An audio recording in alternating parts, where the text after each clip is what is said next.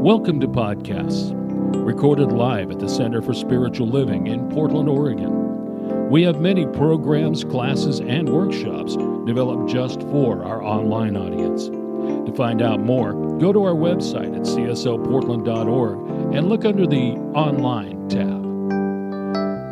Our mission is to open hearts, ignite minds, and make a difference. If you'd like to support our center and its video podcast, you can donate online at cslportland.org/donate. Allow us to become part of your extended spiritual community. Wherever you are on your spiritual journey, you are most welcome at the Center for Spiritual Living.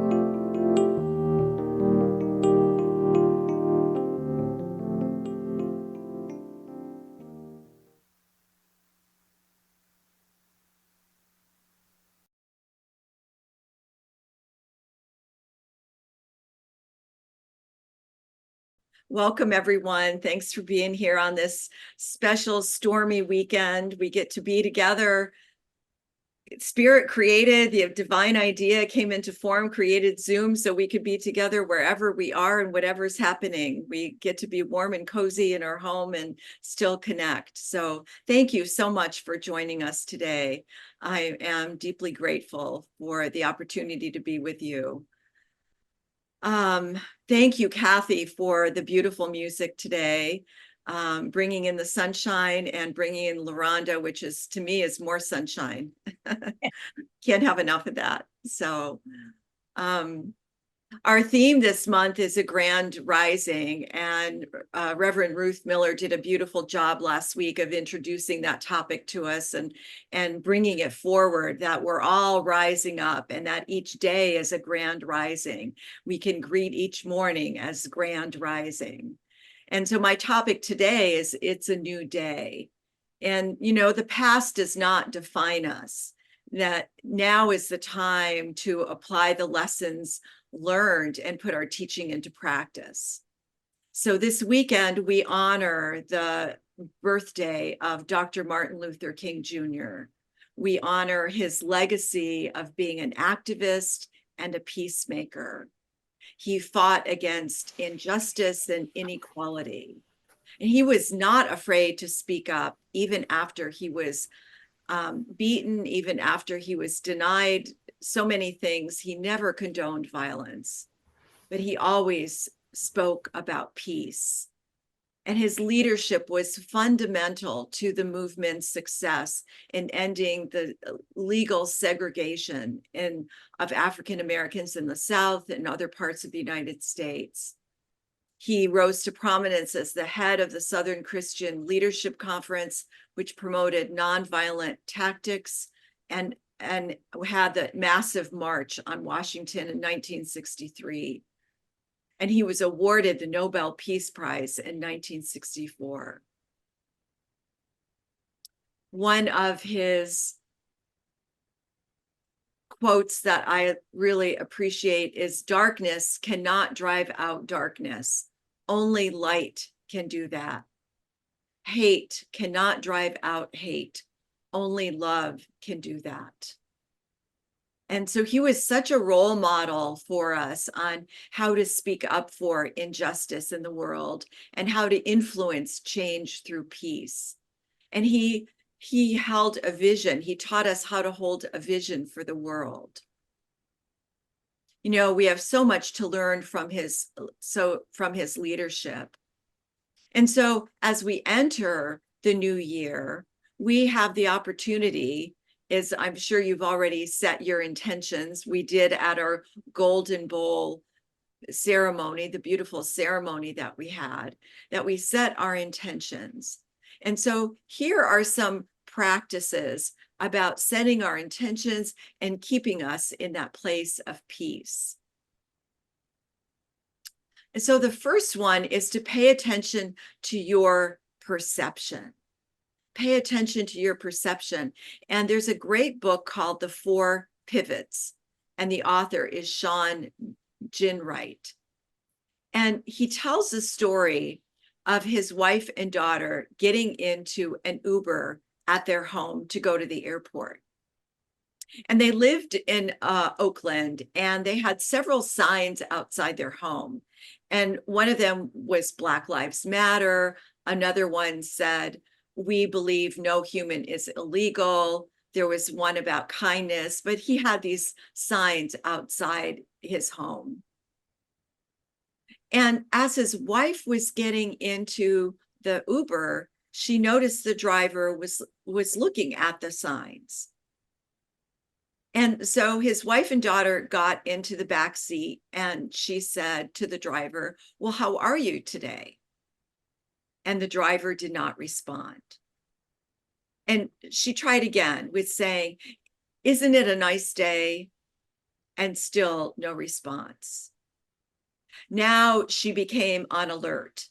The driver was a white man. They were Black.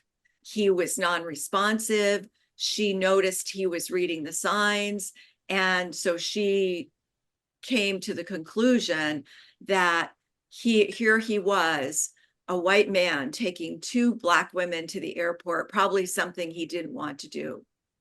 So then she's really activated because he hasn't responded, and all this is going through her mind. And she quietly says to her daughter, "Can you believe that he's ignoring us?" And her daughter looked at her and said, "Mom, he's not ignoring you. He can't hear you. Read the sign." And on the back of the seat, the sign said, "The driver is deaf." And so how much of our lives do we spend unaware of the perceptions that we have or the conclusions that we draw? That this example was she drew so many conclusions without knowing the facts and became fearful. And how many times do we do this? How many times do we make up stories about what someone says to us, or maybe what they didn't say to us? How many times do we take offense without checking in with someone and asking them? It's so easy to make assumptions about people's behavior. And so I am learning and try to practice to be curious when I get into those situations. So I'm curious to ask questions. And I have to remind myself all the time. I noticed while I was writing my talk yesterday, I had an immediate reaction to something without being curious. And I made an assumption about someone that was wrong. It's so much more compassionate to say, "I'm curious. Why did you say that?" Or, "I'm curious. Why did you make that decision?" Dr. King says, "I am convinced that people hate each other because they fear each other. They fear each other because they don't know each other, and they don't know each other because they don't communicate with each other. And they don't communicate with each other because they are separated from each other." And so when we're curious, we give the benefit of the doubt. We live out of compassion. We want to find out more information before we come to a conclusion. We pay attention to our perceptions. So when you have the opportunity, be curious. Pay attention and be curious. The next one is to watch your words. Again, in the same book, The Four Pivots, author Sean says that sometimes our language holds clues to our problem solving.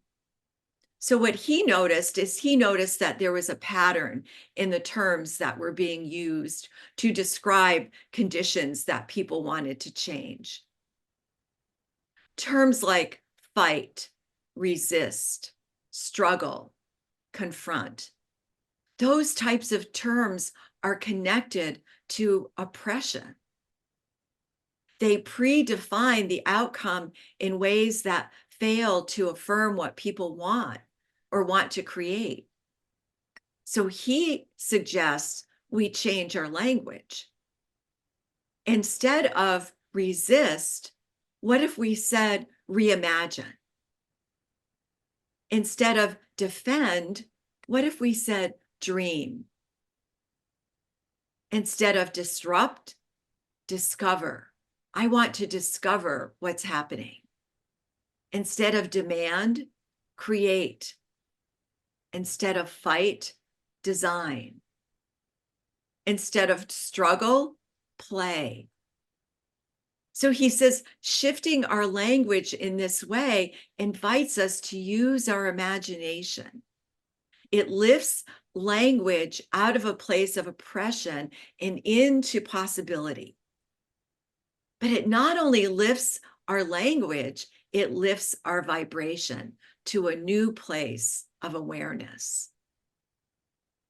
It lifts us to a new place of awareness and lifts our vibration to a greater place of love. So I invite you to pay attention to your words and use your words. Watch the words you're saying and choose carefully. The next one is to be courageous. And just as we have an opportunity to watch our words, we have an opportunity to use our words for good. Dr. David Alexander at CSL Atlanta says, I affirm that we are stronger every time we defend human dignity, because it demonstrates our most basic principle, oneness with the divine. So every time we defend human dignity, that we stand up for those that are oppressed, for those that don't have a voice, for those that can't speak up for themselves, that we're demonstrating our principle of oneness with the divine. Each of us is one. We are one with the divine. And to remember that and to be courageous about declaring it. And he says that it's what oftentimes that in itself can be seen as division. And that's because there's resistance. Resistance is to be expected when we're building a new muscle. And so we're building this new muscle of speaking up, of being courageous, of standing up for good, of standing up for truth. And this division that we feel is welcomed and embraced, because as long as we remember the principle of love, as long as we're lifting all of this into the principle of love, love dissolves every division. So we can feel some resistance, but know that love is at the center of it. And he says, we take a stand for love, dignity, and greater compassion. He says, the role of the prophetic voice in faith is not to be concerned with which side of the aisle it falls on, the left or the right, but rather which side of humanity it lends a hand, the enfranchised or the disenfranchised. So the courageous voice of oneness brings us to a greater place of love.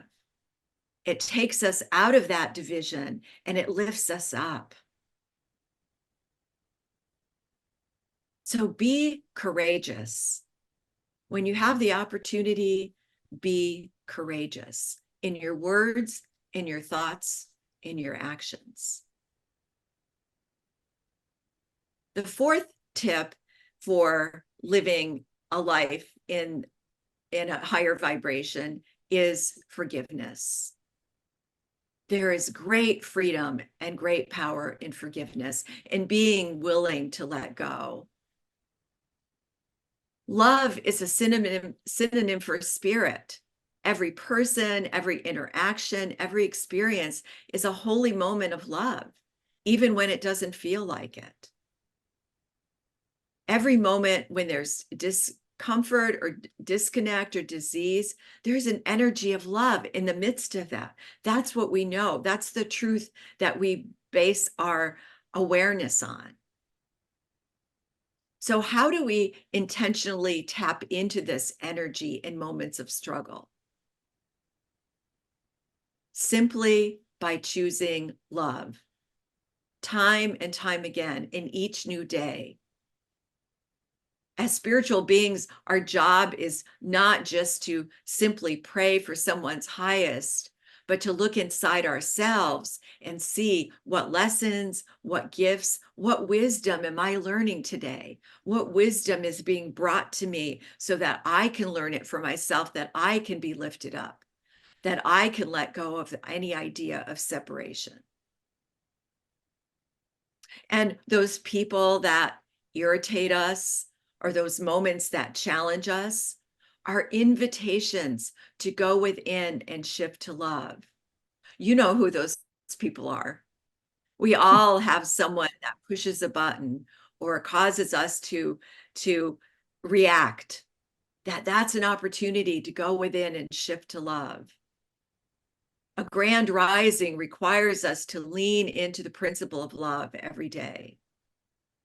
And when we can start our day consciously in awareness, affirming that we're starting our day with love, we have the divine opportunity to bring energy of love into everything that we do.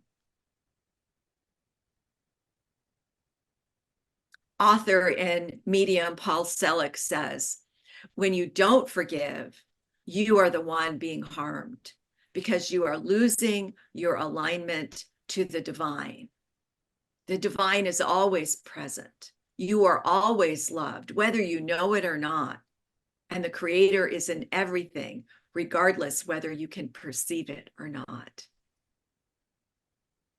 So when we don't forgive, we're the ones that separated ourselves from the divine.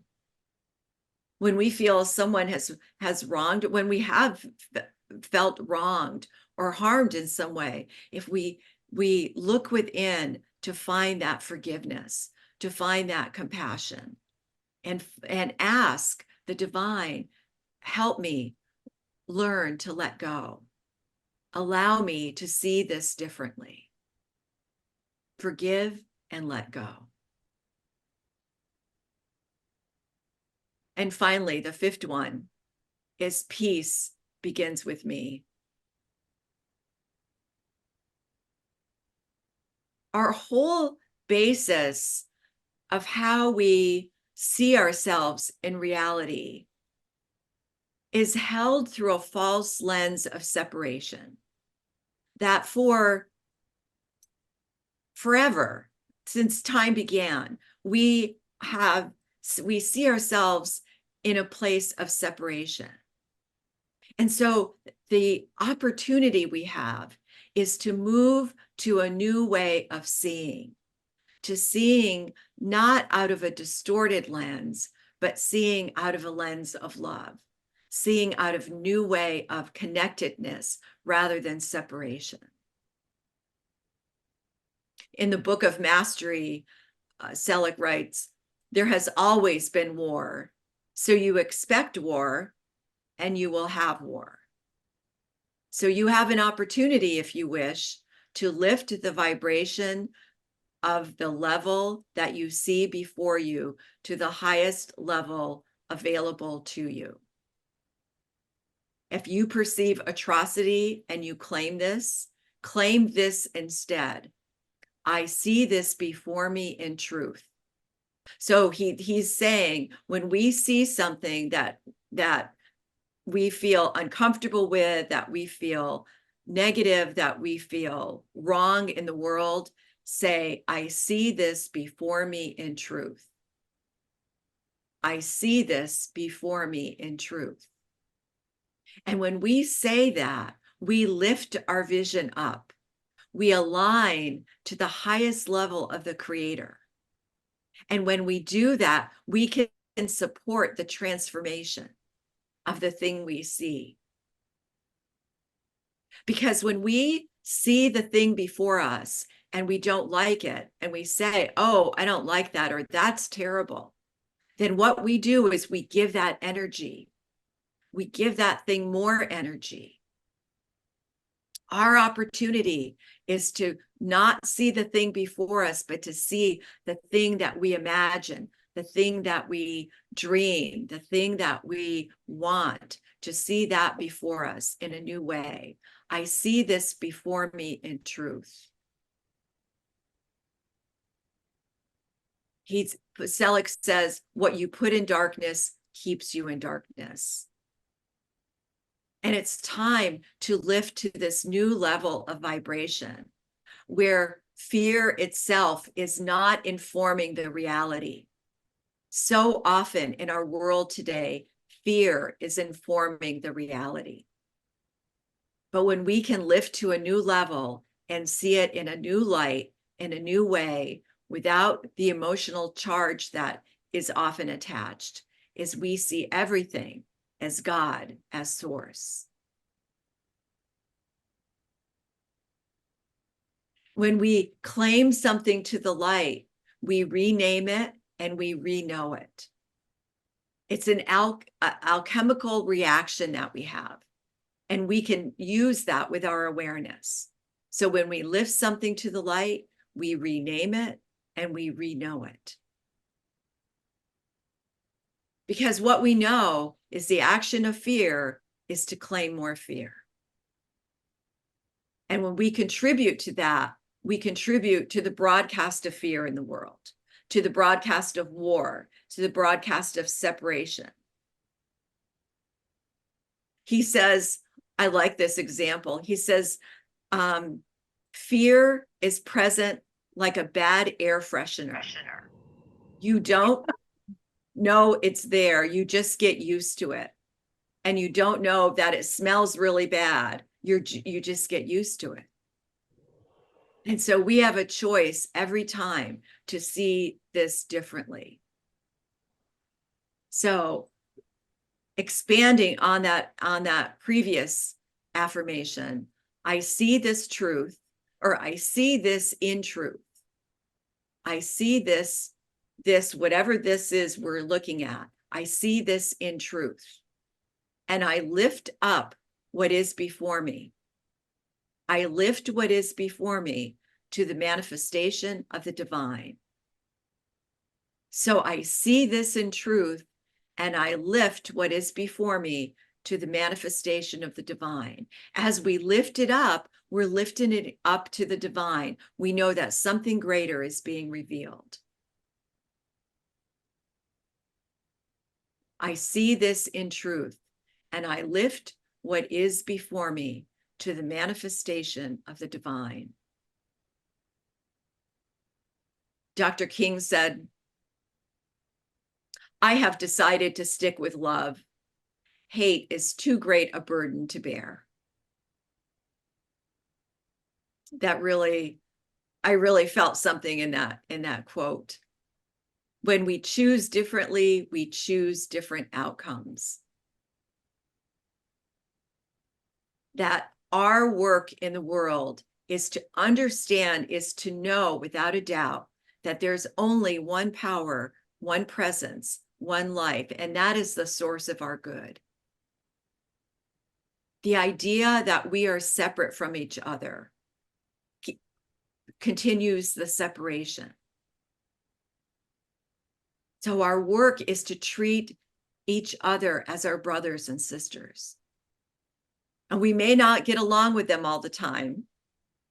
We don't get along with our brothers and sisters all the time, but we're willing to do the work. We're willing to know that we're all one family, and we're willing to do the work to up level, to be in the place of love, to see things differently. So Selig says, stop pointing fingers, stop picking up stones, and call peace by name. And if you want, you can say this with me. I'll say each one twice. I know peace. I know peace. I require peace. I require peace. I serve through peace. I serve through peace. I claim peace where it has been forgotten. I claim peace where it has been forgotten. There will be peace. There will be peace. I know peace now. I know peace now. And when we're able to align to peace, we create the opportunity for it to be manifest. Paul Selig says, the holiness that you are, the whole being that you are, as a field of light. And light has no weight, and light has no desire to hold herself to a lower level. So as light, you rise. As light, you agree. As light, you shift the tone of your vibration to who you really are. So let's rise in light. Let's celebrate this weekend and the legacy of Dr. King and what he brought to us. And that each of us has that opportunity to do that work on the inside. It's our inside work that changes the outside vibration. That as we change our vibration, we change it, send that vibration out into the world. We send love into the world. We send light into the world. We send goodness into the world. We rise in the world. So let's take this into prayer. Oh, how grateful I am. What a remarkable presence and power that I know right here and right now. This power, this presence, this life that is good, that is God, is remarkable. It is amazing. It is awesome. It is the very light and life in which I breathe and move and have my being. And I know for each one of us, as we claim that life, that light, that wisdom, and that grace, we claim that oneness, that oneness empowers us, that we are empowered. We embody this light, embody this love, and that we go forth into the world, taking this love and this light wherever we go. And that we are lifted to a new place, to a grand rising of newness, to a grand awakening of frequency of love, the vibration of love. And so I know that we are blessed here this day, that inside each one of us today, something new has shifted, something has made its awareness known, and that we walk in that awareness of love, that absolute presence of peace, and that we know that wherever we are, whatever we are doing, we bring that light, that grace, that wisdom. And what a remarkable expression of love we have in the world. And so I'm so grateful for all of us coming together, and we send this light out. We send this light out around the planet to any place where there is sadness, there is love. Any place where there is hurt, there is wholeness. Any place where there is war, there is understanding. And any place where there is separation, there is peace.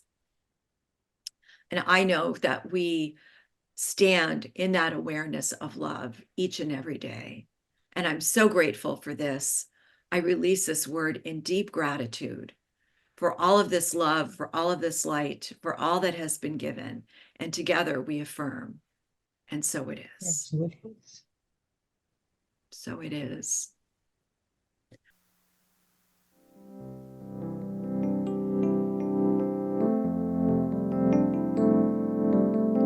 We hope you enjoyed today's podcast. If you happen to be in the Portland, Oregon area, we'd love to have you visit in person. The Portland Center for Spiritual Living is located at 6211 Northeast Martin Luther King Jr. Boulevard. Our inspirational service is at 11 a.m. every Sunday.